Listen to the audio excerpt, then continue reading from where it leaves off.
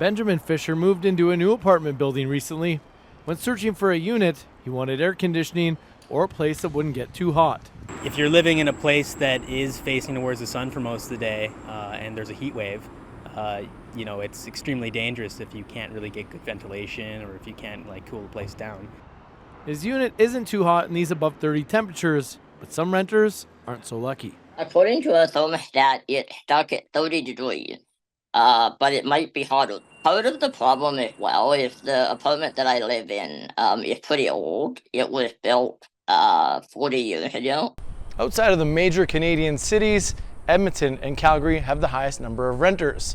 A Statistics Canada report recently looked at the mortality rates during heat waves and who might be more vulnerable.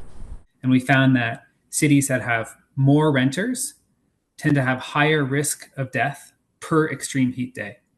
We also found that cities with fewer extreme heat events had higher risk of death per extreme heat day.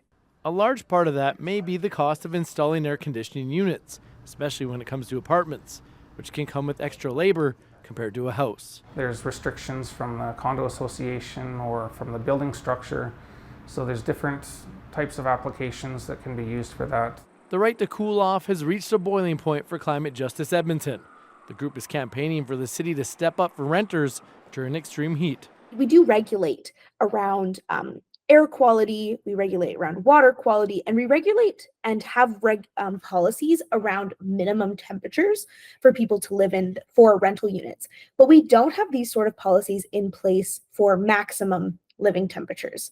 The need for AC will likely be based on whether this heat wave is just a blip or the first sign of a hot summer. Travis McEwan, CBC News, Edmonton.